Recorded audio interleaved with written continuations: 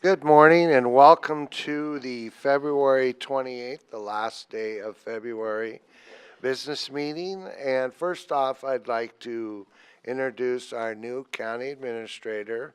His name is Gary Schmidt. What's his name?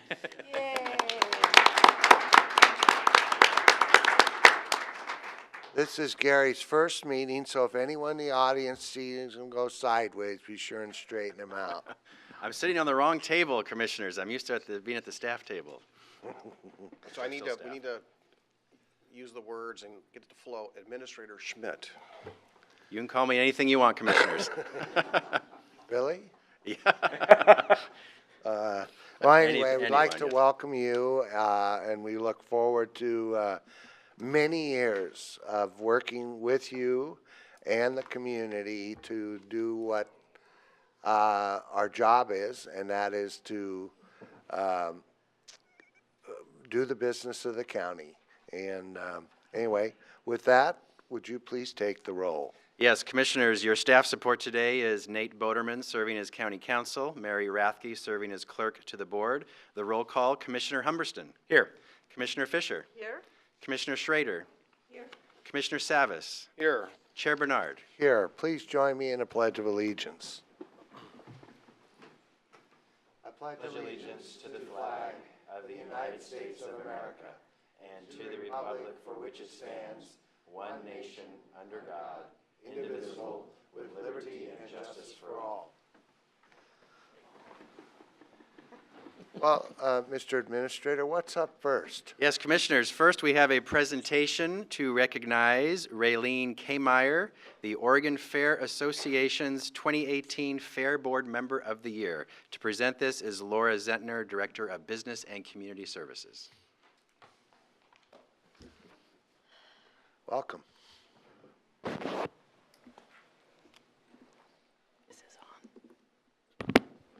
Good morning, Commissioners. I have the pleasure today to recognize Clackamas County Fair Board member Raylene Meyer for receiving the Oregon Fair Association 2018 Fair Board Member of the Year Award.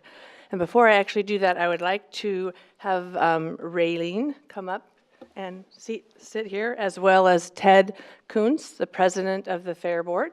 If you could both come up, I appreciate that.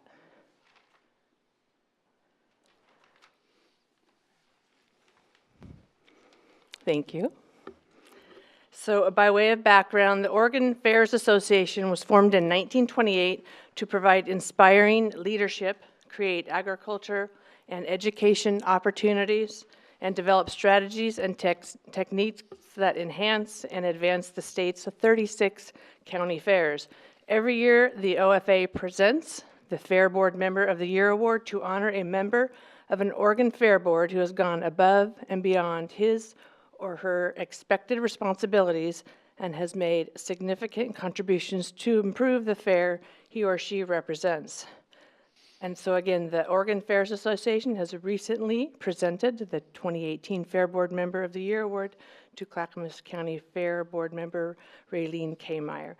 And I want to read what was written to nominate you. So in nominating Raylene for the Fair Board Member of the Year, her fellow Fair Board members recognized her dedication and contributions, writing, "This humble and hardworking volunteer has tirelessly devoted her time and resources to the Clackamas County Fairgrounds and Events Center. This dedicated individual has a background in livestock and agriculture.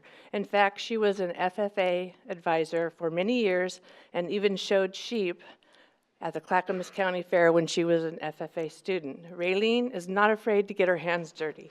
She attends the fair every day with an upbeat and cheerful attitude, asking what can she do to help. No job is too menial for her to tackle. As a member of the Fair Board, she actively seeks out and is awarded grants for financial assistance for the improvement to the fair facility. She is very well liked by everyone and is appreciated by other Fair Board members and staff for her tireless dedication. So with that, I respectfully recommend that the board recognize Clackamas County Fair Board member Raylene Meyer. Thank you. Did you want to say something? Yeah, sure. Talks. Yeah, it's my job. She's the person that does all the work. I talk. Anyway, my name is Ted Coons, and I have the honor of being president of the Clackamas County Fair Board this year. During my life, I've had a chance to serve on several boards, and I've actually spent about 16 years working for a board. So I've been around a lot of board members, and I can think of really no one who brings the energy that Raylene brings to the Clackamas County Fair Board. She's always got a smile. She's got a lot of energy. She hates being recognized for things like this. She's definitely in it for all the right reasons. And, she's one of those board members that if we have a task or something needs to be done, she's the first one to stand up and say, I'll do it. And some people say they'll do it, and then they don't. But she actually accomplishes and gets things done for us, which I really appreciate. As far as I'm concerned, she's a consummate board member. If you need to look a picture up in the dictionary, it'd be hers. She does it without the need of recognition, and I've always appreciated that about you. And I just want to say, on behalf of the entire Fair Board, thank you for what you do, and we're glad you're serving with us. Oh, yeah. I'm still amazed that of 36 counties, all the Fair Board members, and I was selected. It's just overwhelming. What can I say? I love the fairgrounds. I love doing what I do. No job is beneath me or any of the Fair Board. I see something, I think, that can be changed or made easier or better, and I'll work towards doing that. And thank you for selecting me. I'm on it for another 3 years. I don't know about how my age or health will hold up the next 3 years, but there's goals that I want to see done and improvements I want to see done. And that's part of what I work for. I look, I see, I desire, and I'll help however I can do it. Thank you. Well, I've been to auctions also. I'm going to kind of channel John Ludlow, and that is your pies are fantastic. And I've seen a pie go for over $100 It was $300. It was a blueberry. Wow. at an auction, and they're amazing. And where's the pie? Oh, well. But also, Clackamas County has a certificate here in this simulated wood frame, which would like to recognize Raylene as the Oregon Fair Association 2018 Fair Board Member of the Year, and express our sincere appreciation for your service to the Fair Board and to the citizens of Clackamas County. It's signed by all of us. On this day, the 28th day of February 2019. And I have some lights on here, and I believe Ken was up first. Ken? I just want to say thank you. It's been a real privilege to work with you as a representative of this board, with your board. I don't know how many years you have served on that board. I'd kind of like to know the answer to that question. I don't know. It seems to be a lot. That's a long time if you don't But know. it sort of mushes because I was an FFA advisor so many years, and then I became on the board, so it all becomes, I don't know, it seems like I've always been there. And the only other request that I have, and I have made this request repeatedly. I know, you and want a say, cherry pie. Where's my cherry pie? And I will leave it at that. Paul? I just want to say congratulations, Raylene. Well-deserved. I think the words were very well written, and I think they do reflect who you are. So thank you for that. I do want to say what I especially know that you're passionate about is preserving the character of the fair as it is, and what makes Clackamas County the great fair that it is. And you symbolize that, and I just appreciate you standing for that purpose. I too really love the character of the fair. I do. Hey, thank you, Martha. Yeah, I want to thank you as well, because I have fond memories, being that's where I brought my kids every summer. You know, when the Tuesday it was Kiddie Day, and the rides were reduced, so So we all had a group of girlfriends from the babysitting co-op who all went in for the cheap ride tickets because that's all the kids wanted to do. Then later in the week, we got them to the livestock barn and other things that we thought for us were a little more fun. So thank you for all your hard work. And I remember Daryl Yeah. teasing you. Yeah, that's right. Right. No, it's been a long time, and my kids all have fond memories of that, and we still talk about it. And also, I want to mention the Association of Oregon Counties also sees the value of this, and we're working very hard to pass a bill that the association unanimously passed to get more dollars to fair boards across the state. So we're keeping our fingers crossed that that's going to happen. So we'll see. Also, I assume you've gotten this already. Yes. Anyway, I'm also giving you this back, which is Fair Board Member of the Year. The Oregon Fair Association honors Raylene Meyer for a significant contribution to fairs in Oregon in 2018. And we'd like you to join us and take a picture up front. Okay. And I imagine any other fair folks who are available, please join us.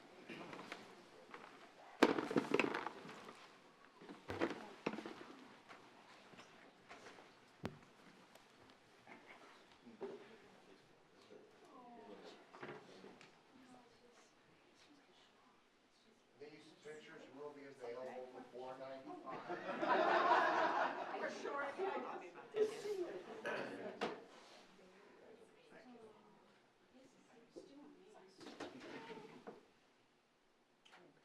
is pretty good. 1, 2, 3. Give you just a picture. 1, 2, 3. And 1, 2. Thank you very much.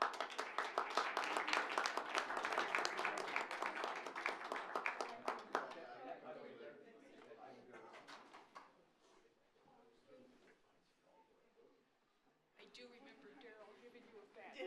Yeah, he did. Oh, my kids loved it.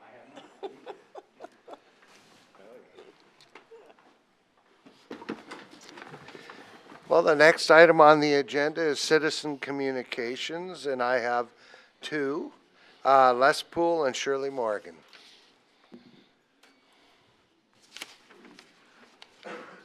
Thank you for joining us today. I knew if I kept coming, one of these days I'd get a sit with Shirley. Good morning, Les Poole. I live in Gladstone, and I want to thank Raylene for everything she's doing and for working so hard on the fair. As a lot of you know, I'm big on the fair, and I can say this here if it doesn't get out of the room to other counties, Martha. We have by far the best county fair, by far. So thanks to the Fair Board and certainly to her. And it's good to see Gary Schmidt sitting here. Gary's been at the county a long time, and I think it's really going to help the transition. There's been lots of changes, lots of challenges coming, and Gary's always been accessible, and I think he was a good selection. As the 6th commissioner, I was voting for him. I would like to just share with everyone some news that many already know, and that is I have filed to refer the vehicle registration fee out for a vote. And we have 90 days, well, about 85, to collect signatures to qualify for the ballot. And the big reason for that is, I believe, two things. One is there isn't enough awareness of the situation and the financing and how things work. And I don't see the fee as being justified. The county has issues, absolutely. The county has needs, absolutely. But passing a fee and then 40% of the money goes to the cities when they really have no investment in this, I just don't see as the way. And I see the fee is creeping up over time. It seems innocuous now, but I can't imagine it staying that way. So regardless of my opinion on the fee, I believe that a public vote should have occurred, and hopefully one will occur. So for the folks that are watching, I'm going to give you a phone number. It's not my home number. It's the Vehicle Transportation Alliance number. It's 503-849-2190. We'd love to have folks help us. And take a look at the Vehicle Transportation Alliance Facebook page, and you can track what's going on there. We're looking for volunteers, and again, this is to get the issue on the ballot so the citizens can have a say. I'll use the last of my time to share with you that due to the weather, I ended up stuck in Kaiser outside of Salem in a snowstorm, and I was up till 1, 2 o'clock in the morning the other night. And on cue, I wake up at 6:30 every morning, and at 7, I picked up my phone and I saw that a good friend of mine, Secretary Richardson, had passed away. And all I can say is I can't say enough good things about that man. Just a really decent man. And when I think about the values that go by on the screen, the county's values, spirit, integrity and service, those were probably taken from Dennis Richardson's life. And I'm going to miss him. I know we all are, and just keep his family in your prayers. Thank you all. I'd just like to add, one thing that did impress me about the Secretary of State is I collect lapel pins. He went to Europe, specifically brought me a lapel pin that he had got in Europe, and who else would have done that? I thought that was pretty amazing. I want to ask you a question. So we have been trying to pass a vehicle, some form of funding for local roads for decades. We have failed every time. You said that there isn't enough information out there. And so if this goes on the ballot, are you going to work to get that information out there? Because I don't know how we're going to fund local roads, how we're going to increase safety on roads and fund capital projects when we got no money and we're the only county that doesn't. So if it goes on the ballot, are you going to be out there campaigning to support the ballot measure? I'm just interested. I met with you. For You know the decades, issues. the can was kicked down the road. I certainly agree. Very disappointed in how the gas tax was handled, and wasn't surprised when it failed in 2016. In 2017, the legislature passed HB 2017. That was a huge transportation bill. And in that came the 5-cent per gallon gas tax that's generated about $3.5 million and will generate more for maintenance. The core problem that's been kicked down the road for decades. I understand we have a need for funding new projects. I understand that it's going to cost a lot of money. But there's a lot of ways to get there, and this isn't going to get us there. And I go back to, I keep hearing that we've done all these things for all these years. We've tried, we've failed, it hasn't worked. Well, that's why the legislature came in. That's why in 2018, we all started paying 10 cents more a gallon gas tax statewide. 5 cents of that's going to your local city, 5 cents of that's coming to the county, and the other, let me back that up. 50% or 5 cents per gallon comes to your local city or county. The other half of that gas tax is going to ODOT. So we're seeing a lot of maintenance and paving done. That's what the money was for. And that gas tax was to solve the problem that we keep hearing about. This vehicle fee isn't going to properly address our need, and I do not feel that the citizens had enough input on this, and I will work very hard to get the word out as I always have. Absolutely. Appreciate so let's it. get this thing on the ballot, and nothing like an election to raise awareness. That's the biggest thing that raises awareness. So thanks again. Thank you. Ken? I would just like to know what suggestion you have to actually raise the money, because we already know that what the state is doing will be insufficient to meet this county's needs. It's why other counties have vehicle registration fees and gas taxes. At some point, it's our responsibility to make sure that that infrastructure continues on into the next generation and make decisions that oftentimes are difficult to make in the face of the public opposition. It doesn't change the fact that it's the right decision to make. I have not heard anybody say what other alternative they have for that funding.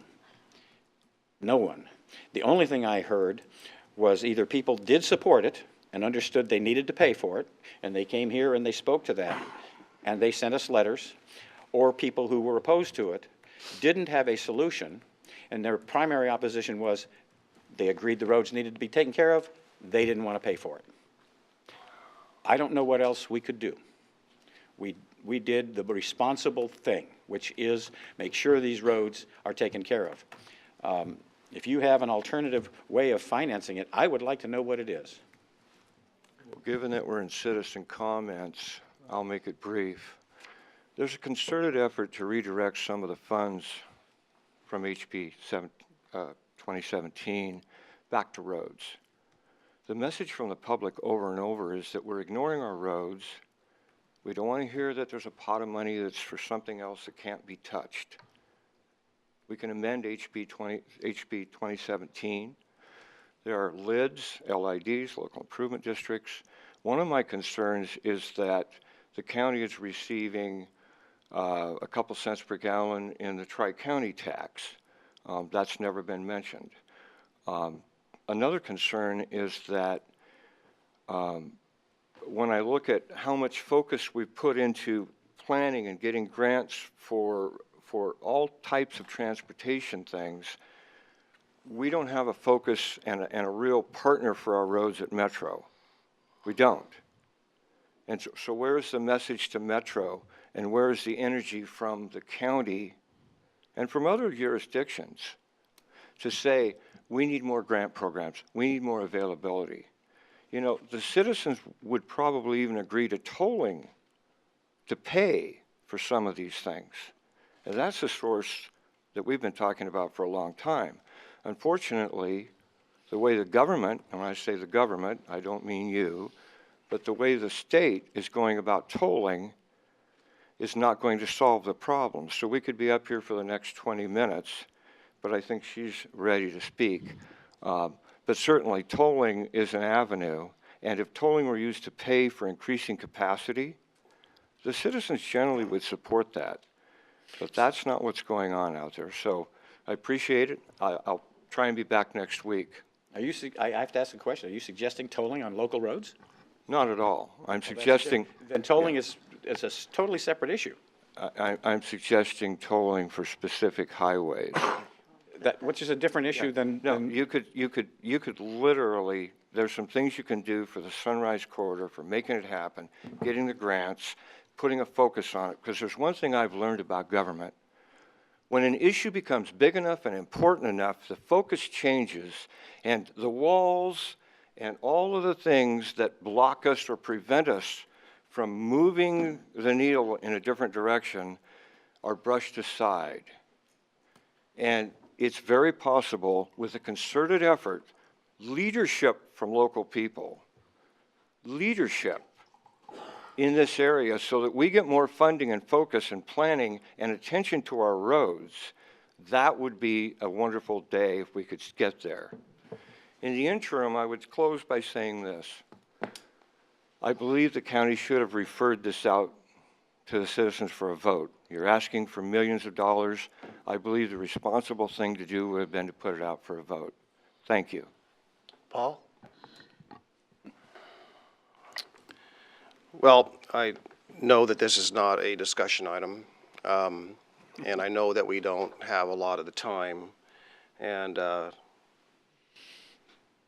in my 20-some-odd years of public service in this county, I've learned, a few things, and that is that on this particular topic and other similar topics, we often, and we didn't in this particular case, but we often go to the citizens and form a committee and to figure out what their suggestions are when we consider something of great importance and magnitude. And as I briefly touched on last Thursday evening, the C4 group that I was a part of from 2011, 12, and halfway through 13, was coming up with a framework, the information and everything about how we tackle this. But which I didn't share Thursday evening, but I foresaw then, and I really feel and believe in my past roles where we were successful on passing measures before the voters, which had a direct financial impact to the voters, is that we took all of the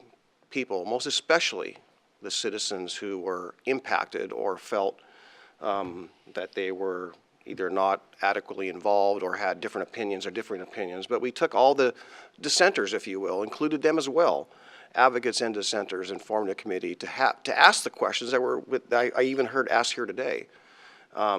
We left that step out of this process on the vehicle registration fee. We went and talked to the cities who are the recipients. We talked amongst ourselves who are the recipients, but we didn't really engage a public advisory committee on this, and we could have, to have them come up with solutions on how we do this. And I think that is an important step that we should have. We tossed this around in 2016, 13, 14, and then 16, and part of that strategy was, on the May ballot, was that what better way to educate people on this issue other than to put the ballot in front of them, that we have a road funding issue. And that's primarily part of the content of what the ballot, 3-478, I believe, is the ballot measure that the voters approved. And my strategy, I know I verbalized this in public meetings, which is on record, that, you know, if we don't succeed in November, that we keep on coming to the voters and we keep on involving the public and we don't stop. So we took our foot off the gas in 2016, and now we kind of put our foot back on the gas, but I think we left out one important step. And I would say that if the voters in Oak Lodge, who are, you know, pretty engaged, a very active, engaged community, would vote for a ballot measure overwhelmingly in favor of 85% of the voters voted positively in the middle of a recession for over $100+ a year cost. If that's possible, if that happened, and it did happen, but that was done by engaging the citizens in a meaningful way and having them frame up how it was placed before the voters, and it passed because we involved the very voters themselves. Thank you. So, you don't have to stay up here. I want to add something. First thing, C4 is a group of citizens that represent cities, CPOs, hamlets, and villages. We also have a citizens group, CCI, that also endorsed the VRF. That's also a citizen group. But I want to add one thing. We haven't had this discussion. I want to talk about, we have to have an IGA with ODOT or on the collection of the money. And I'd like to propose that in the IGA, we include, should the county receive sufficient revenues to maintain roads, either from state or federal sources, that we sunset the VRF. And that's something that we haven't really talked about yet, but that's something that I think we should talk about. With that, I see Ken. No, We'll get to you. I'll let it go, Mr. Chairman. Okay. All right. Shirley, welcome. Shirley, welcome. Well, good morning, Commissioners. Nice to see you, as always. And I would just like to personally congratulate Gary Schmidt. I'm going to be honored to have you as our county administrator. Welcome aboard. You know, often when I come into the county for meetings, which seems to be on a regular basis the last few years, I often drive the back roads to get here. I come up Highway 26, I turn off Furwood Road, I connect with 211, I go down Judd Road to Highway 224, down to Carver, and then down the beautiful river to the county offices. I love Clackamas County. I have lived in my home on Mount Hood for 43 years. And I guess you could say I've grown up there, or maybe I'm growing old there, but I love it there. I agree with Commissioner Savas when you made the comment regarding Tom McCall and how he envisioned rural Oregon to be. I don't mind change in our county as long as it's done with a systemic view. And in fact, similar to what you just mentioned, Commissioner Savitz, in terms of getting a holistic view, involving the citizens, looking at the impacts before an ordinance or law is even put into place. We wouldn't be here today if we followed those principles. The idea of industrialized marijuana grows in farmland is only fascinating if you don't live next to one. Most of all, I appreciate strong leadership who listen to their citizens, who recognize that something is wrong and then do something about it. I'm here today, not as an advocate, but as a citizen, to thank each and every one of you, and to thank the staff behind the scenes who also have a humongous influence on the decisions and ordinances that happen in this county. Thank you, Nate, and to the Planning Division and the department as a whole. ZDO 271 is a legacy building ordinance because it protects the very fabric of Clackamas County. And I wanted to be here today to hear and see this ordinance take place on behalf of our county commissioners. So thank you again, honestly. I'm very appreciative. I love my county, as is. Thank you. you. Thank you. And Les, before you leave or something, I'm not attacking you. I want to make sure this is not attack. I mean, we had lunch. We'll have another. I'd love to talk to you more about it, but I'm not attacking you. You absolutely have the right to refer this. I hope you're not successful, but you absolutely have the right. I know the difference between an attack and business. Okay, thank you. And it was a good discussion. Thank you. So next item is the reading. Go ahead, Gary. Next is reading and adoption of a previously approved land use ordinance, which is adoption of ZDO 271. Nate Boderman from County Council will lead this item. Thank you, Nate. Thank you. Very good segue, good timing. This is our recommended approval of the ordinance to implement the previously approved ZDO 271 proposal, which contains amendments to the county zoning and development ordinance related to marijuana production. Specifically, this amendment would adopt new limits to the number of state-approved marijuana producers that may operate on a tract of land in the county's natural resource zones. The Planning Commission held a public hearing on November 26, 2018 to consider this and voted to recommend approval of the staff's proposal to the board with some modifications that would have allowed or permitted additional licenses on tracts if those were sited on a larger area of land. The Board of County Commissioners held a public hearing on January 16th to take testimony and then continued the public hearing to February 6, 2019, and at that time orally approved ZDO 271 as originally recommended by staff, which limits a tract of land in the county's natural resource zones to one state-approved marijuana producer.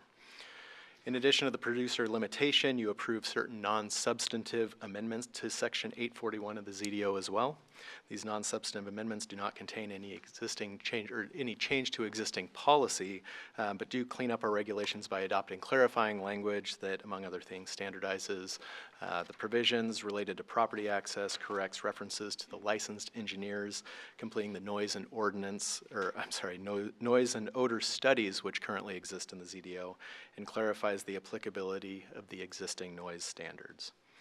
So with that, staff has drafted the ordinance before you today to reflect the decision that you made on February 6th. It's certainly staff's recommendation that you approve the ordinance materials which implement the board's prior approval, which was made on February 6th. Staff is here to answer any questions. Glenn Hamburg is in the audience. As you know, Glenn and Jennifer did do most of the heavy lifting in terms of drafting this work, so we should certainly acknowledge their efforts there. But again, we recommend approval. Happy to answer any questions that you might have. Commissioners, any questions? Seeing none, I'll entertain a motion. Mr. Chairman, I move we read ZDO 271 by title only. Second. It's been moved and seconded that we read ZDO 271 by title only, and I'll ask the clerk to please read it by title. Okay, ordinance number ZDO 271, an ordinance amending section 841 of the Clackamas County Zoning and Development Ordinance. I actually think we needed a vote to have you read that, didn't we? Okay. Yes, so all those in favor of reading ZDO 271 by title only, say aye. Aye. Aye. Opposed? Hearing none. Okay, so you read the ordinance by title only. Did you finish? Did you finish? I did. Okay, I thought could so. read it again if That's you right. want. I'd ask for a motion. Chair, I move we adopt ZDO 271, amendments to the zoning and development ordinance, marijuana production license limits, as previously approved at the February 6, 2019 land use hearing. Second.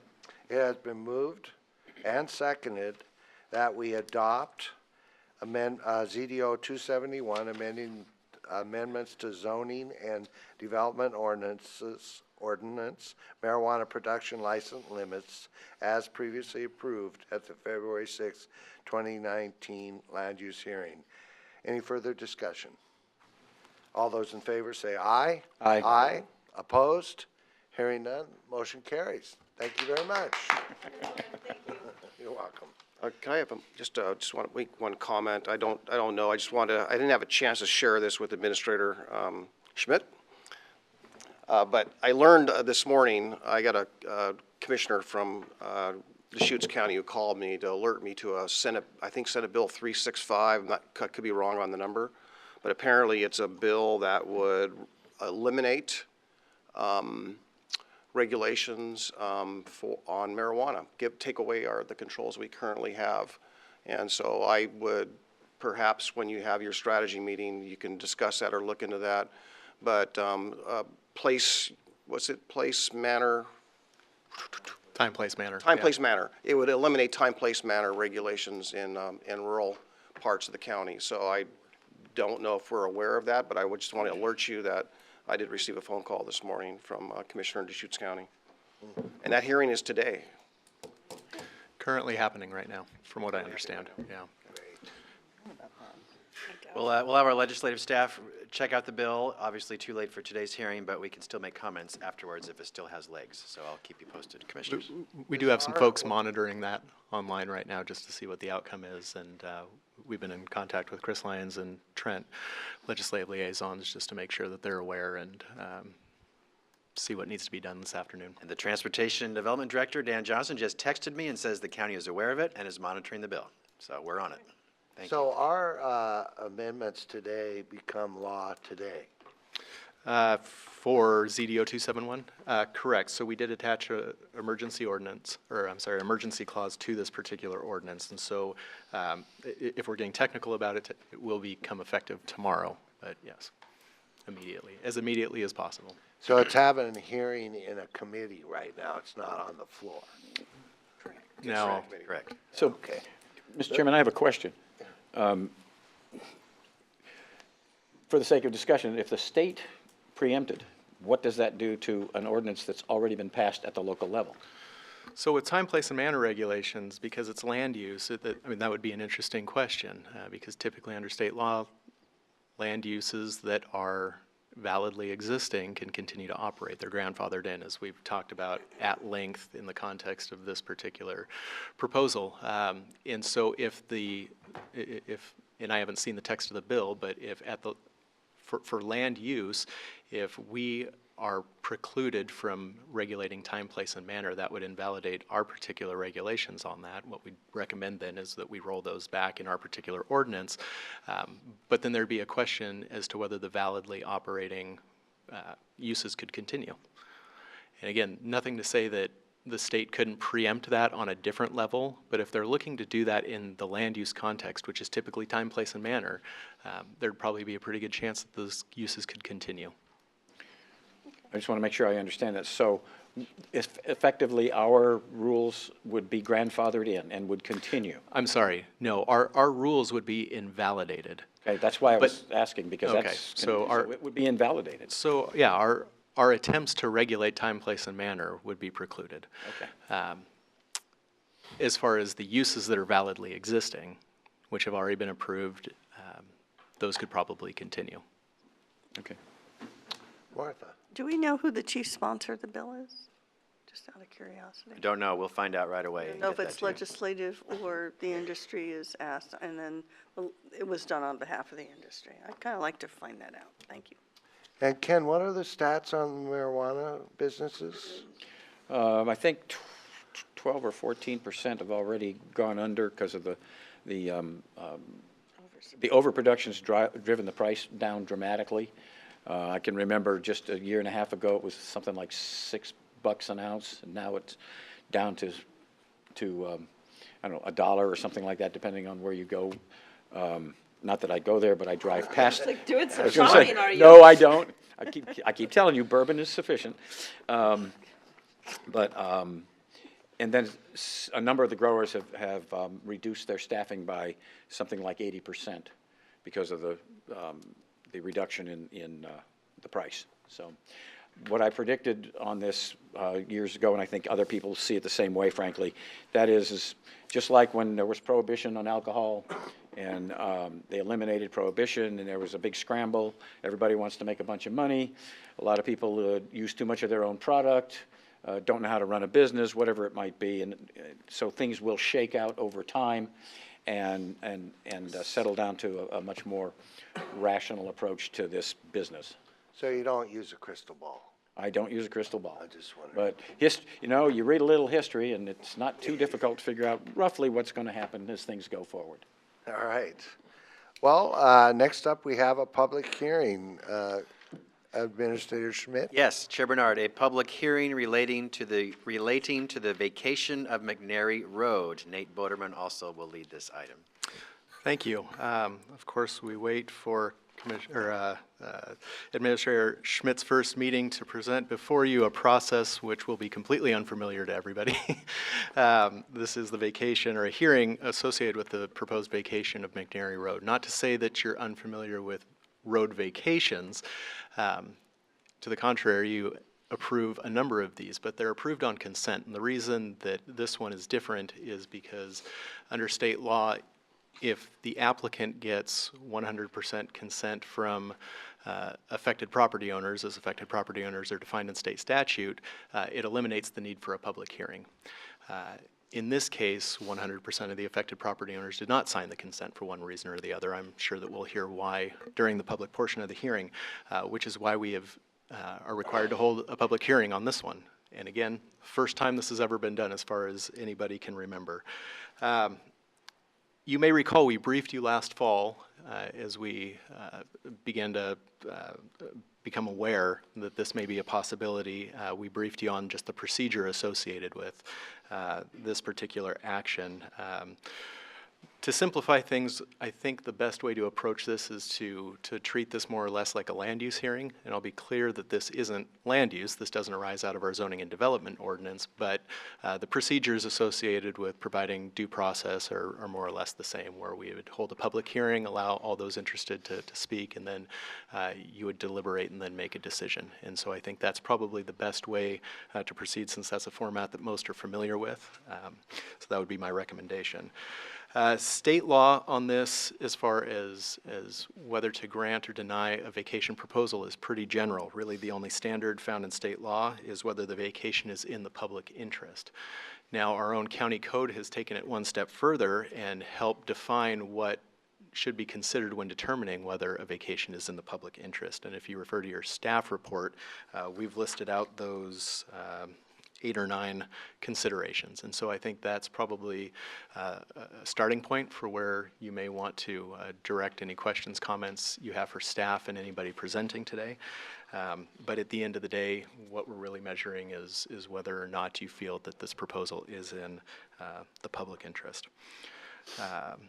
Doug Cutshall, I'll invite him up. Doug is with our Department of Transportation Development, processes our road vacation requests, of which we get a number of, and so he's familiar with this. And so what Doug will do is explain a bit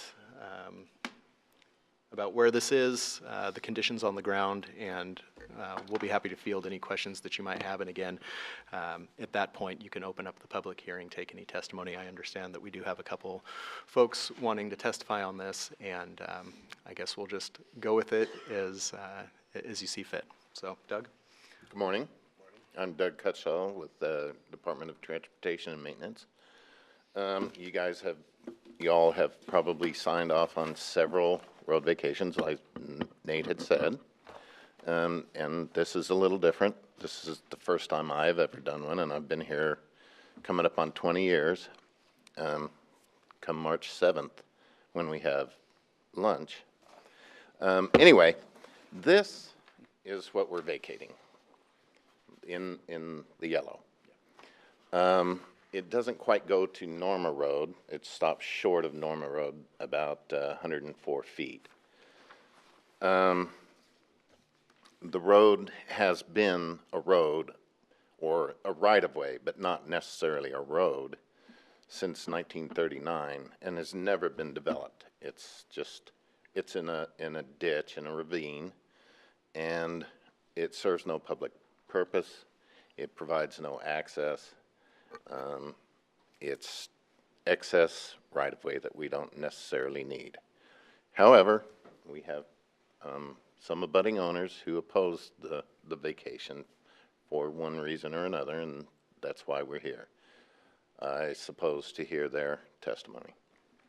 And I'll add just a couple of things. One, the map that Doug just showed you is what was included in your materials. And so if anybody is wondering what was being shown, that's available online and was provided a week or so ago when all these materials were submitted.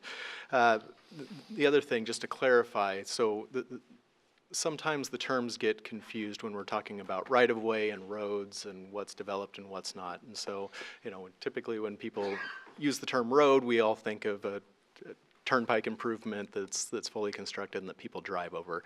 Oftentimes when we're talking about the vacation of road right-of-ways, as is the situation here, it's an area that has been dedicated for public ingress and egress, but may or may not have been developed. And again, as is the case here, this is an area that has an easement over it that the public is able to access, but there is no improvement over the top of it. And that's not terribly uncommon, because the county has received all kinds of dedications over the decades, and those could be done on plats or through deeds, and we have untold amounts of easements in the county that are just hanging out there that have never been improved. And so I just wanted to clarify that when we're talking about road vacations, we're not always talking about eliminating access over a fully constructed road, and more often than not, it's like in this case where nothing has been built, it's just been set aside.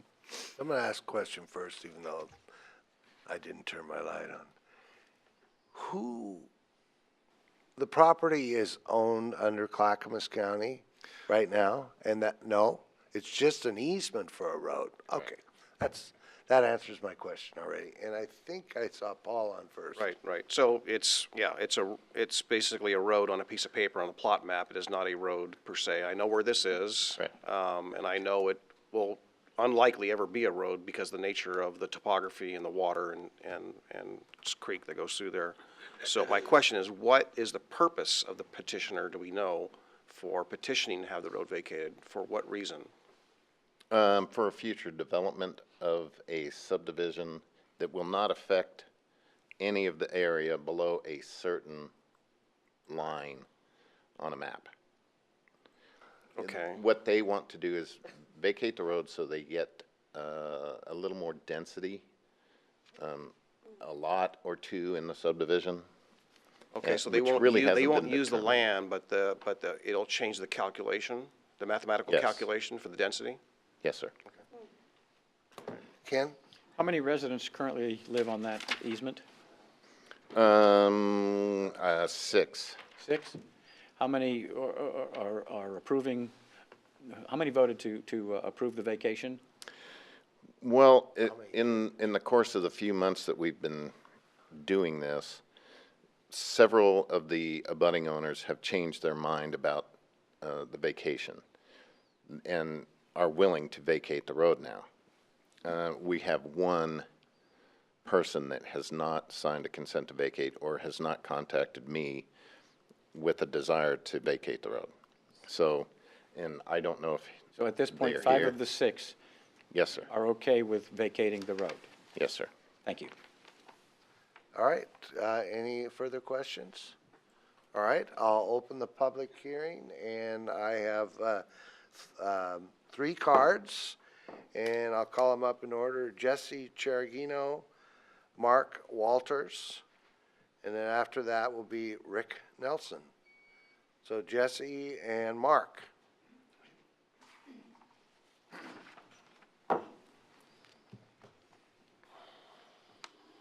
So what we need from you is your name and where you live.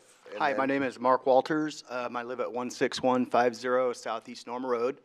I live right on the corner of Norma and McNary, so I'm probably going to be the most affected here. The road directly goes into my backyard. It sits above my house, and so if there's going to be a road there, they're going to basically look right down into my back window there.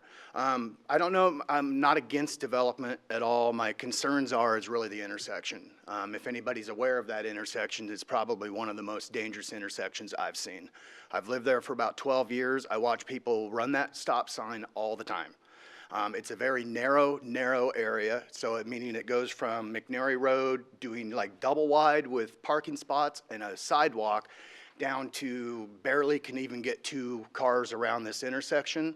I watch the school buses come around there all the time. There's no room at all. So in other words, if a car comes around the corner, you have to stop and allow that person to kind of go out of the, get out of the way and everything. The same with the walkers. I mean, there's a lot of walking people here. It's a very active neighborhood, meaning they get a lot of walkers. And again, this intersection is really blind. My biggest concern, again, is that intersection and the impact of the traffic that it's going to cause, especially if they're going to be doing multi-housing, which is not normal for this area. There is no multi-family housing in this entire area. There's also going to be a problem with the traffic at the end of Oatfield and McNary because of this increased amount of people living here. So it as well is a very dangerous intersection that they've tried to fix before because it's blind. You can't pull out far enough to be able to see one way or the other. So those are my biggest concerns. Of course, it's an old growth forest. It's probably 40 to 60 years old. I've got some of the trees in my backyard that I'll do my best to try to save. I've seen all kinds of wildlife back here, whether it be deer, owls, coyotes, you name it. I mean, I've seen big wildlife back here. So it's going to change the landscape of our area. I'm not against the development. I'm just against the fact that they're trying to put in, 20 lots back here.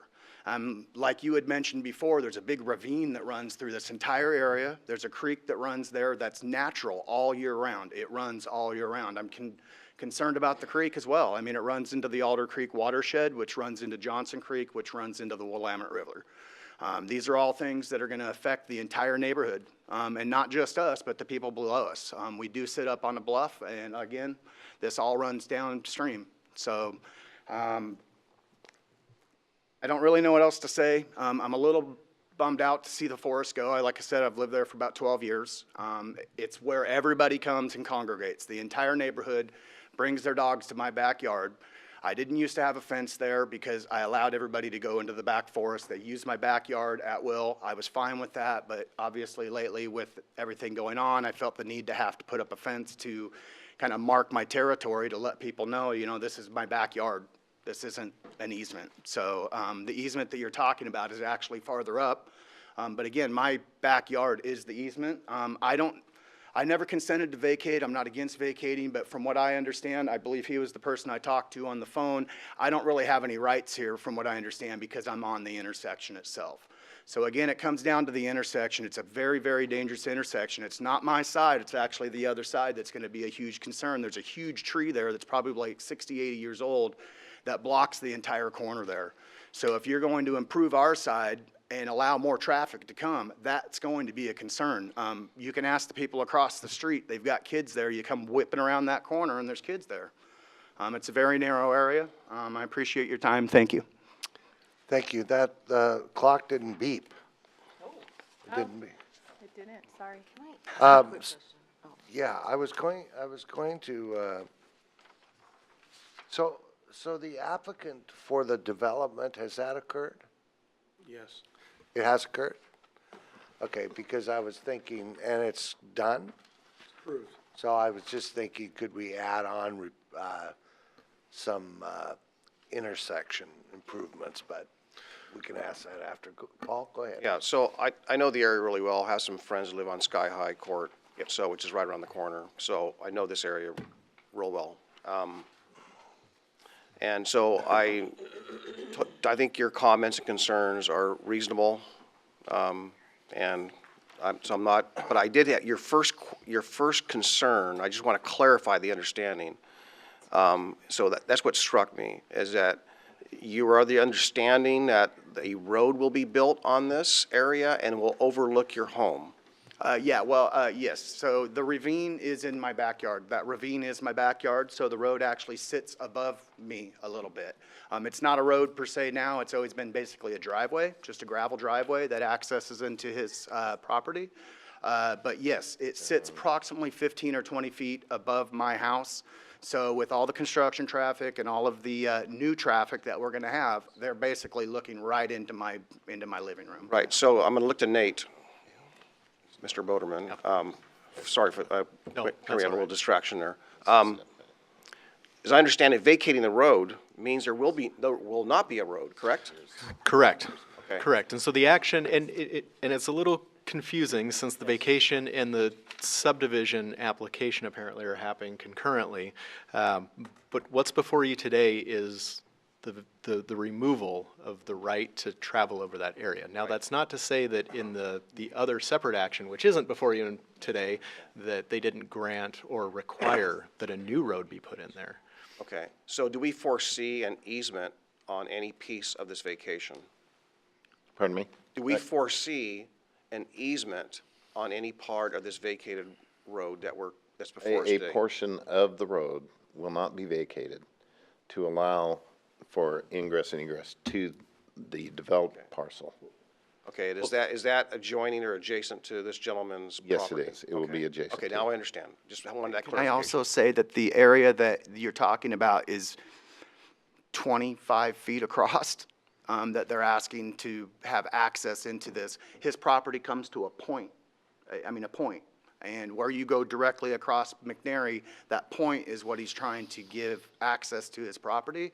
And by doing that, you're going to have to make it wider. I mean, there's just no way around it. And again, part of the problem is this huge tree that's actually on the other side. If you make our side a little bit safer, I guess you could say, then basically you're going to be looking at a tree directly on the opposite side. So he just asked you a question, not to redress your testimony. We have somebody else sitting here waiting, who is the applicant, I believe, right? All right, so Jesse.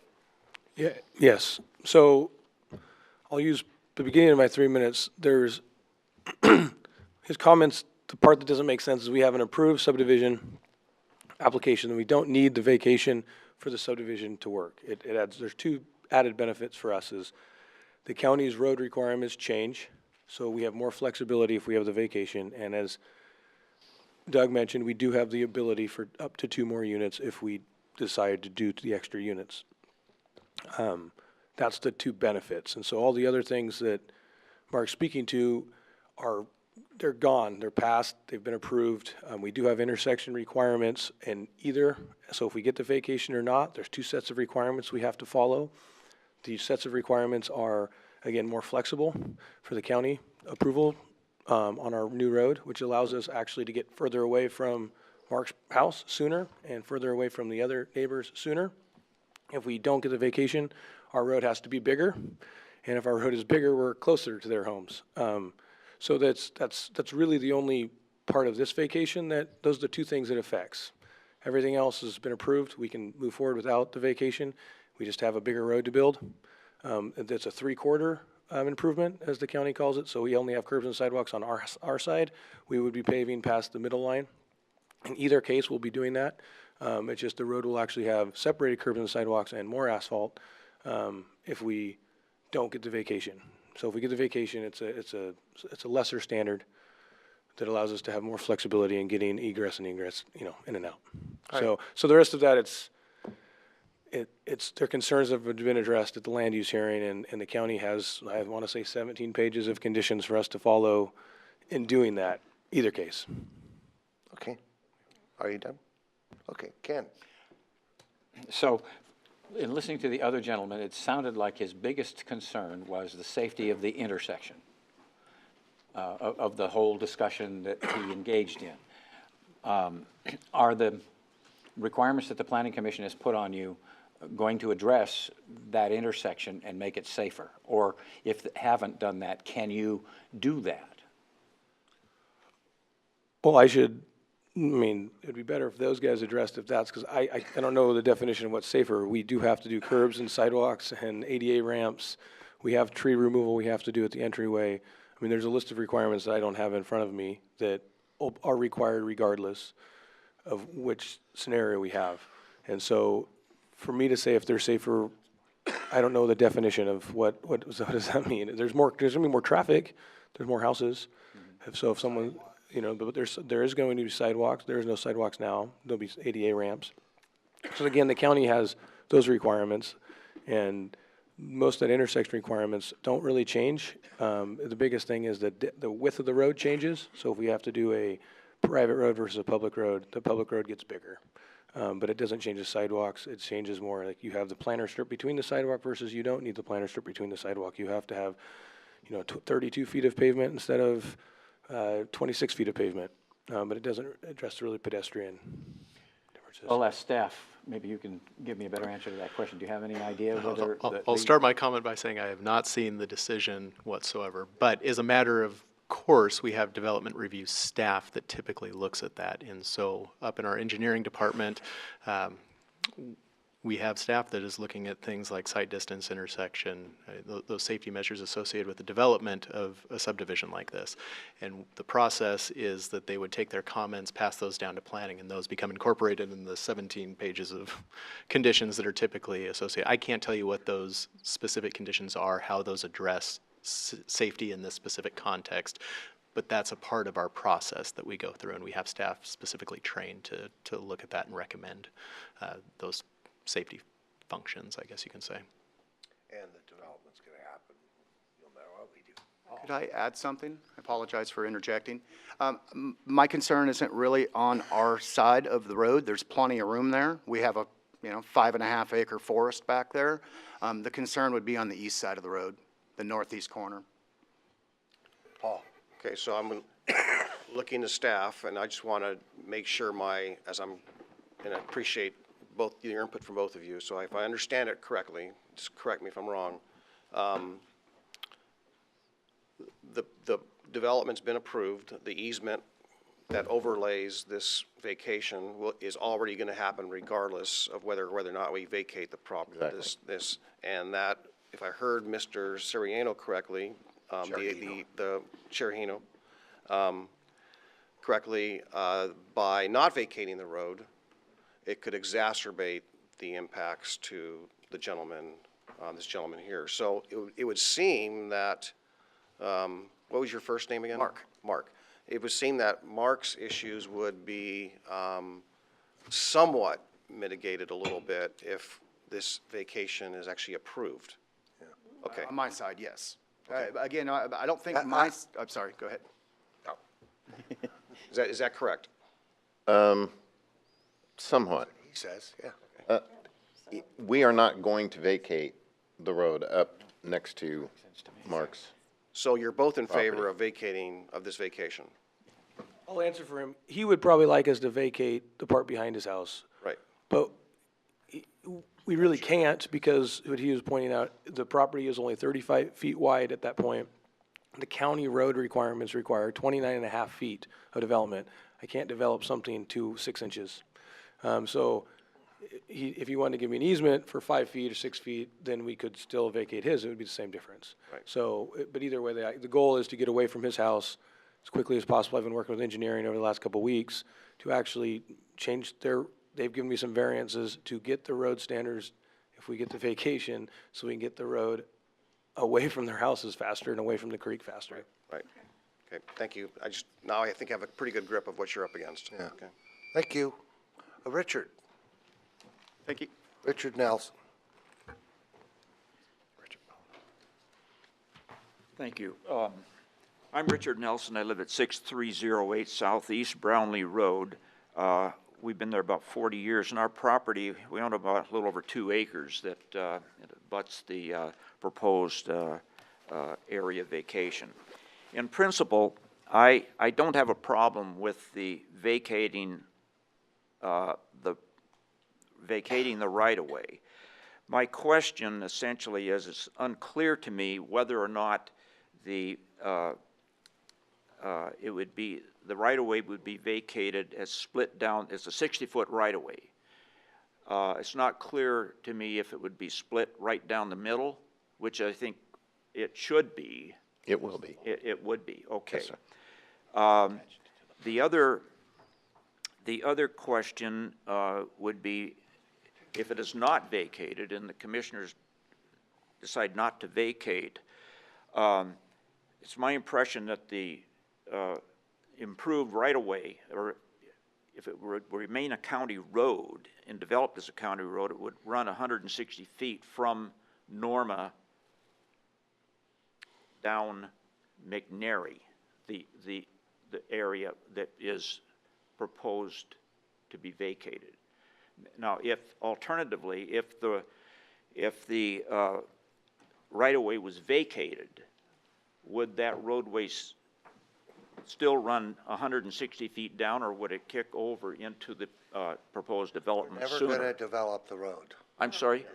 We're never going to develop the road. Vacating the road means the road from Norma Road onto McNary I will understand. not happen. I understand that, but in the hearing officer's decision, there were two options, one of which was to,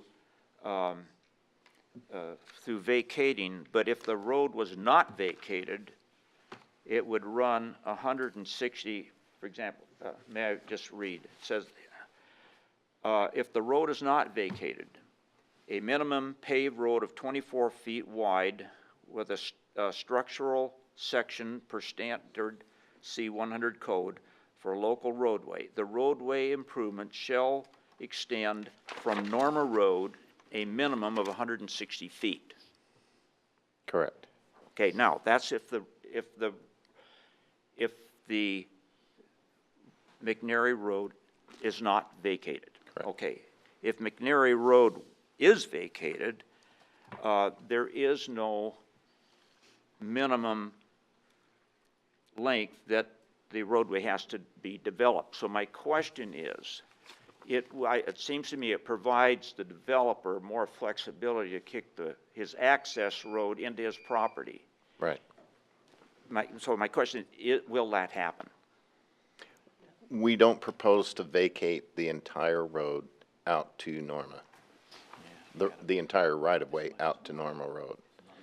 We intend to leave 103 feet or 104 feet of McNary Road from Norma northeasterly along the existing McNary Road, like we have shown in the diagram. Well, let's, you guys meet after. I understand. We have taken testimony. Is there anyone else who'd like to testify on this matter? With that, I'll close the public portion of this hearing and entertain a motion. Mr. Chairman, I move we approve the vacation of the portion of McNary Road as recommended by staff. Second. It's been moved and seconded that we vacate the portion road of McNary as recommended by staff. Any further discussion? I have one question, Mr. Chairman.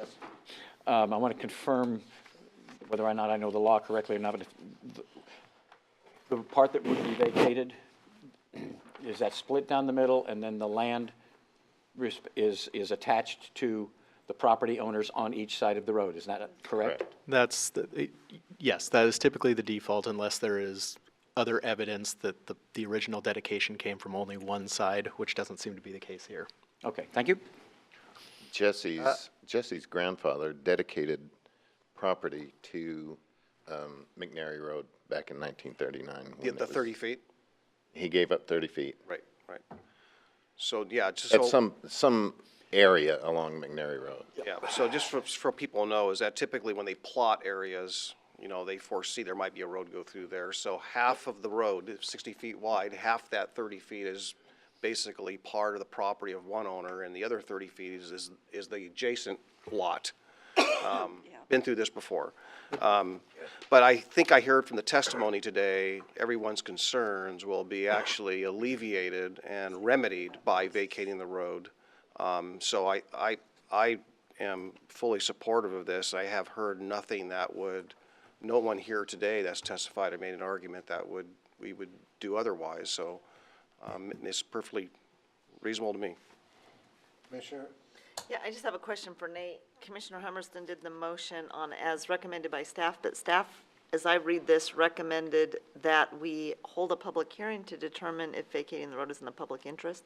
So I just want to make sure that the motion is correct per our requirements. Yeah, so part of state law, and we didn't get into this, but there's a road officials report that we're required to provide, and the road officials report found that it was in the public interest to vacate the road. So staff is all inclusive of us up here Great. as well as the road officials. Just wanted to make so- sure we weren't missing something. Yep. Thank you for Good that clarification. clarification. All right, any further discussion? All those in favor say aye. Aye. Aye. Opposed? Hearing none, motion carries. The next step, we will direct staff to prepare a board order memorializing this decision and bring back to an upcoming business meeting in the consent agenda, right? Correct, yeah. Okay. Yep. All right, thank you. And the next item on the agenda is the consent agenda. Ask the clerk to read the consent agenda by title. Okay, today's consent agenda. Under Health, Housing, and Human Services, approval of a subrecipient agreement with Quest Center for Integrative Health and Wellness, Integrity, and Sustainable Health Program, WISH. Approval of Amendment Number 1 to an agency service agreement with Clackamas Women's Services for system diversion, homelessness prevention, and rapid rehousing. Approval of Amendment Number 1 to an agency service agreement with Northwest Housing Alternatives for rapid rehousing services. Under the Department of Transportation and Development, approval of a grant agreement and grant award acceptance for the Safe Routes to School Infrastructure Grant for crossing improvements at Southeast Fuller Road and Southeast Causey Avenue. Approval of a contract with David Evans and Associates for the Trolley Trail Bridge, Gladstone to Oregon City feasibility study. Approval of a contract with Nutter Corporation for the bridge approach repair, Clackamas River Bridge and Clear Creek Bridge. Disaster Management, approval of a subrecipient grant agreement for Local Emergency Planning Committee planning and exercise. Under Human Services, approval of a contract between Clackamas County Department of Human Resources and Mercer Health and Benefits to provide benefit consulting services. Under Business and Community Services, a board order approving a tax foreclosed property for declaration as surplus. Under Technology Services, approval of a service level agreement with the Molalla River School District for the lease of dark fiber. And the Development Agency, approval of a commercial lease with Miles Fiberglass and Composite Inc., and granting of a permanent right-of-way easement for road purposes. And under our Water Environment Services, approval of an intergovernmental agreement between Water Environment Services and the Oregon Department of Transportation for the Highway 99E paving project performance bond funding. Approval of a goods and services contract between Water Environment Services and NewCo, Inc., a corporation of Washington doing business as Cascade Columbia Distribution Company for the chemical supply for Water Environment Services, and approval of a public improvement contract between Water Environment Services and Univar USA, Inc. for the chemical supply for Water Environment Services. And that concludes today's consent agenda. Does any commissioner wish to remove an item from the consent agenda? Commissioner Fisher? Yeah, I don't want to remove an item. I just want to highlight we do such good policy through our consent agendas, and sometimes it is worth noting the program dealing with rapid rehousing, which we're approving today through the consent agenda, is such an excellent program. I had the wonderful opportunity to meet a participant of the program who was able to be housed into housing with wraparound support services and was so proud that her two oldest sons were now attending community college. This is an excellent program, and I just had to highlight it because we know that in order to reduce homelessness, providing the wraparound case management supports that meets people where they are to get them stabilized in housing is really what works for folks. So we are continuing to work on that through our consent agenda today. Well, since you like it so much, would you consider the motion? Yes, well, I move that we approve the consent agenda. Second? It's been moved and seconded by numerous people Second? that we approve the consent agenda. Any further discussion? All those in favor say aye. Aye. Aye. Opposed? Hearing none, motion carries. I just want to know where McNary is going on vacation. We'll check on that. To Brownlee. No. If you stand by, you'll be able to hear the beautiful sound of the water going down the creek, and I would say it's going downstream. All right, with that, it's county administrator updates. You're very first. We expect great things. Yes. Well, thank you, Commissioners. Yes, today is my fourth day as your county administrator, although I've worked at Clackamas County for 10 years now in public and government affairs. I do want to thank you again, Commissioners, for your trust and appointing me to this position. I will do my very, very best every single day to support and serve you, our staff, and the public of Clackamas County. As you know, I grew up in Clackamas County. I grew up in Oak Grove. My parents still live there. I currently live in unincorporated Clackamas County, just outside Happy Valley, and I've worked here for 10 years. So I personally care very deeply about this county, as do you, and I'm going to do my very best to serve and support the county and our public. So thank you for the opportunity. Some quick updates. And quickly, I do want to thank Don Krupp for his leadership of the county. He's been a tremendous mentor to me and many of us. And I thank Laurel Buttman for serving as acting county administrator for the past 3 weeks. It's my first week on the job. I do want to say one thing that we've done that you asked me to do is I've reached out to the city of Happy Valley asking for us to restart negotiations regarding the parks issue between the city and the North Clackamas Parks and Recreation District. I look forward to hearing a positive response from the city so that we can meet and help resolve this issue on behalf of all the residents of the North Clackamas Parks and Recreation District and the city of Happy Valley.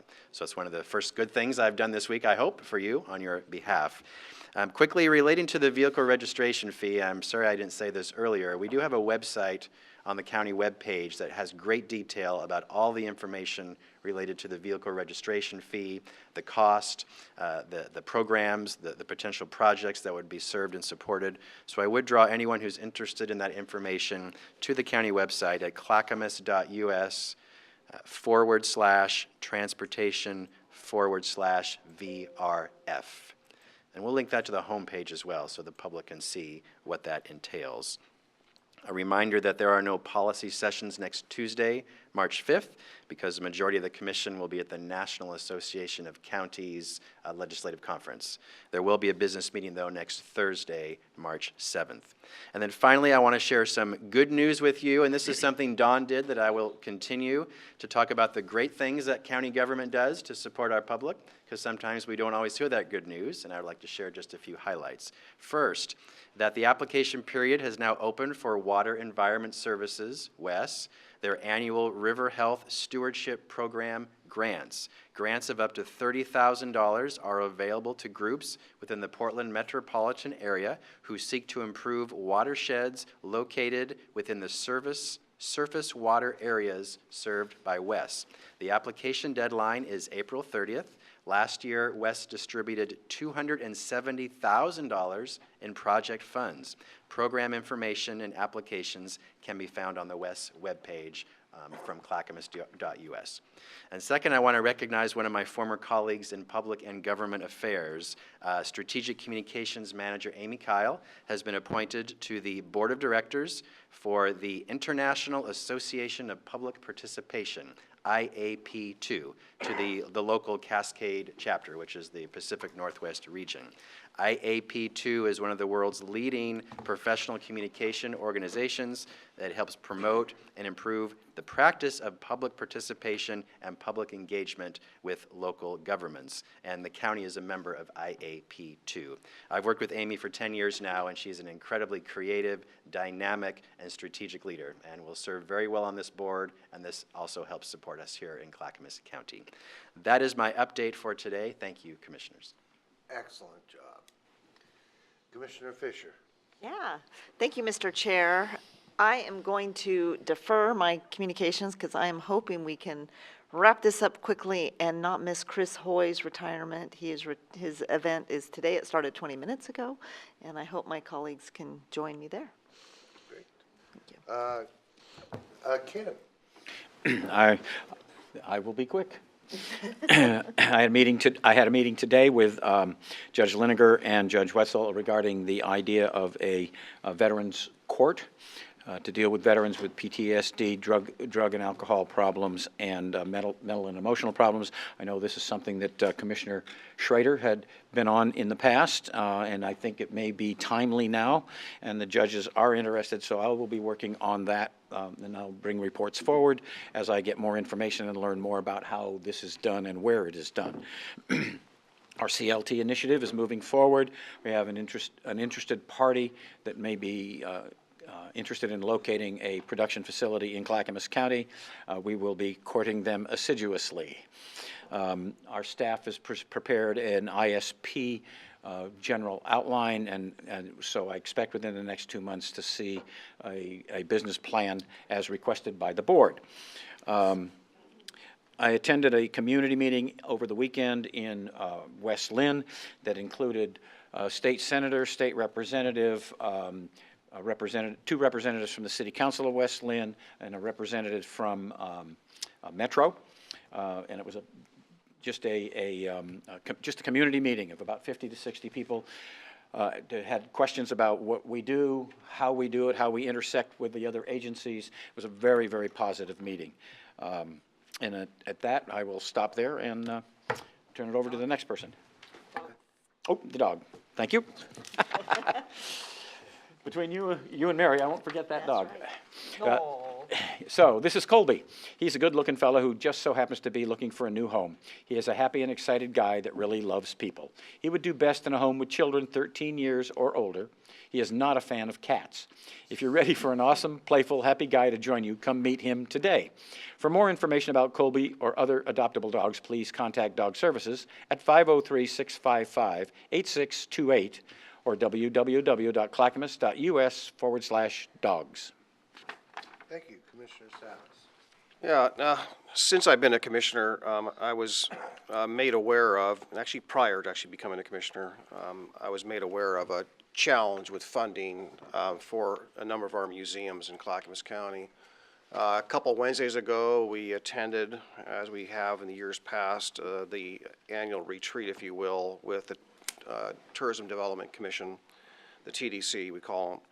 And they are working on a program about sustainability as it relates to sustaining your assets that draw people to Clackamas County to make sure that they are not, that they are preserved and whatnot. And that, as I understood it, was covered a myriad of things, anywhere from the very infrastructure to the natural areas that can be, tampered on, or the pathways, bikeways, so on, as well as the assets, whether they're things that are in museums or whether they are man-made structures and so on. And we have, obviously, in the county, a lot more need than we do resources. Years ago, I was approached by a number of people on the board, one of the boards who funds and operates Museum of Oregon Territories, which overlooks the falls. And not only does it overlook the falls, it overlooks the West Lynn paper mill, which has now been closed and shuttered, and we have a huge, tremendous opportunity. And while the group I met with this morning, once again, advocating for the need to fund that facility, and knowing that this has been one of the unsolved problems, like our road funding issue, it's one of the problems that we inherited that we somehow need to find a path forward. But the ask is really small, and it's within reach, and I'm not here talking about a financial ask, but I would really like to have this raised as an agenda item for the commission to talk about and invite the Tourism Development Commission and once again broach this. And I think that this, whether it's, however we solve this problem, we need to do it, I think, with the TDC. I think it's important. And if the reading and the belief is, and I know we went through this a long iteration process with attorneys to figure out what the interpretation of the TDC is. But I broached this issue up again 2 Wednesdays ago with Jody Carson, who is the chair of the TDC. And I have met with her over the years and talked with her, had coffee with her about this very shortfall. And I don't see why we really couldn't either go back to the voters for a clarification or an addition to the TDC ordinance or the TRT ordinance that would allow this minuscule amount of funding be allowed to keep our museums and preserve the assets in our historical heritage, pictures and photographs and items that are, you know, really rotting away. We need to have that preserved. And I learned here, and I broached this also with the Tourism Development Director, Director Cowan here a 3 years ago, when I first learned about another issue, and the reason this is important because there's a bill before the legislature. There's a bill before the legislature that would allow tourism development dollars to go towards people that are homeless or housing, and I'm not sure exactly what that is, but it's a bill. That means it can be modified, and obviously I don't know if that comes out of the state tourism bucket or how that would come, but I think a discussion about, number one, do we or do we not support this ordinance is important. Number two is that the experience of people coming and visiting here, whether it's in Portland or Clackamas County, wherever it may be, is that it doesn't reflect well or bode well for us when people from out of the country, out of the area, or out of state come here and they see people that are homeless. And we're not, I guess it's a reflection on government that are not really taking care of the people, or this area is not as prosperous as it ought to be. So with the concerns and consideration of the people that are struggling out on the street, perhaps maybe contemplating how we either endorse this on a statewide measure for the statewide ordinance or how we do this for here locally to take care of some of the needs, the pressing needs that we have here before Clackamas County. So I don't think we should be stuck in this mindset where we're working inside the box of how we interpret the current TRT ordinance, but expand ourselves and have a broader vision and a holistic vision about how do we solve the problems and rewrite the ordinance to allow the very things that we actually cherish. So that's my plea. I'm hoping we can bring this up as a work session. Thank you, Chair. Mr. Schrader. Thank you, Chair. Yes, I'm familiar with the bill. It's Bill Bartlane actually worked with that. He's from Tillamook County, and it was actually one of the results of the housing initiative work we've done at the Association of Oregon Counties.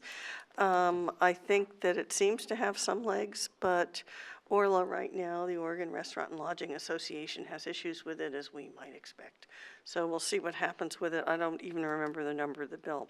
But on that note, I had an opportunity to meet with the governor this past week, and on behalf of our county as well as the counties plural, 36 as president of the association, we basically talked about our principles for cap and trade. As we know that this is going to move forward, we wanted to make sure that the governor had the principles set forward by our transportation folks in particular, who want to make sure that there are some things included in that bill that would be helpful for rural counties. We actually are moving, we hope, with a 2 thumbs up with House Bill 2228, which really would give $2.5 million to our regional solutions folks for local technical assistance throughout the state, throughout the regions, for counties who are unable to access housing dollars because they don't even have the capacity with staff to do so. So we've been working very hard on that. We seem to be getting a good reception, but as you know, in the legislature, it's just a matter of time to see what moves forward. Basically, the other piece that I wanted to mention, when I wanted to thank Commissioner Humbertson, we've been working on getting a Veterans Court established for a very long time, and we were not getting positive receptions from some of our previous judges, and now that we've had, I hate to say this, some retirements, it looks as if that we're getting a better reception in terms of actually instituting that. And particularly as we move forward with a new courthouse, I think it's a timely thing as well because we will have the space and we will have the opportunity to do so. I liked the meeting we had with the Port of Portland the other day because I've been trying to get data on our maritime sector and employment opportunities. Many people don't realize that Clackamas County has a maritime sector. When our sheriffs are on the river doing the work that they do, that's maritime sector. Okay, so there's never really been a codifying of what those jobs are, from the rivers, the larger rivers to the smaller rivers to our coastline. That's been an issue with our department, employment department, because they don't recognize maritime jobs as part of a distinct sector. And I'll be working on that with my dear friend Rick Williams, who is a retired submarine commander and who's been actually working with Arnie Rowland at the state level to make sure that this maritime sector is recognized. And finally, the fun thing I'm doing is I did have a chance to talk with Mike Bondi the other day, because this is my entomologist heart that really wants to move forward as part of our sustainability initiative, looking at pollination and becoming a pollination county. So that's kind of in the works, so I'll look forward to working on that. Finally, I'd like to say something about Dennis Richardson.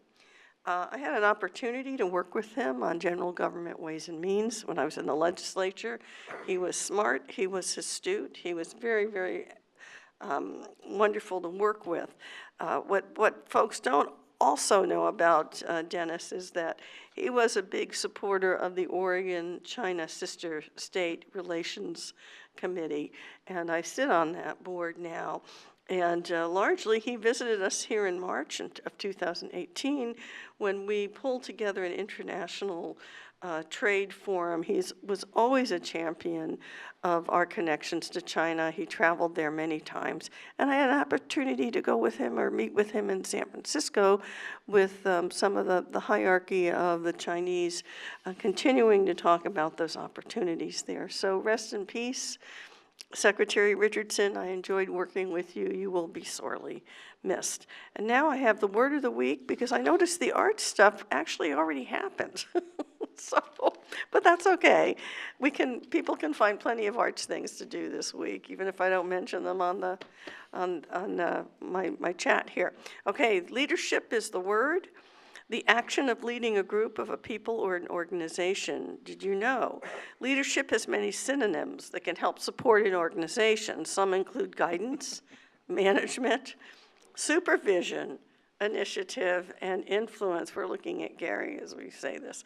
We have no doubt that our new county administrator, Gary Schmidt, will use his leadership skills to guide the county with its employees into the future. We look forward to beginning this journey with you.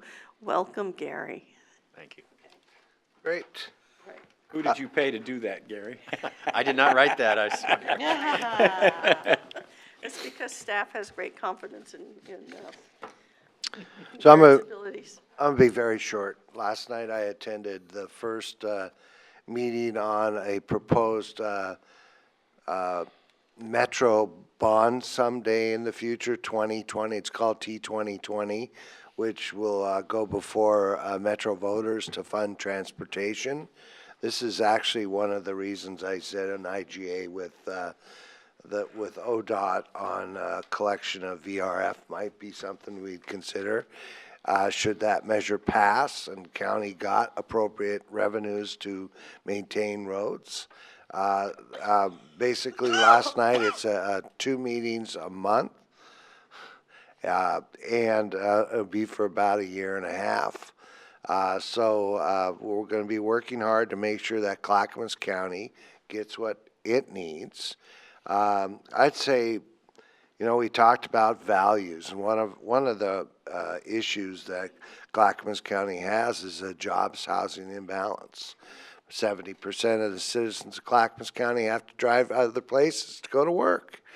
And we have out in former city of Damascus and the good work of Happy Valley, slowly annexing some of that area, opening up 10,000 acres and thousands of jobs. And in order to make that happen, we need to move forward the Sunrise project. I was going to think of a name last night I was going to make up to, we're talking about a new name because the Sunrise Project's been around a long time and maybe it's time for a new name. But I made sure that, while I didn't specifically talk about the project because they weren't talking projects, they were talking about values. It's already in the UGB. It's an area of great opportunity, can address housing and jobs for thousands of people. And we might, for the first time, be able to do a jobs housing balance where people can not have to hop in their car and drive to work, but could actually live near where they work. So with that, I'm going to end the meeting today, and thank you very much. We're adjourned.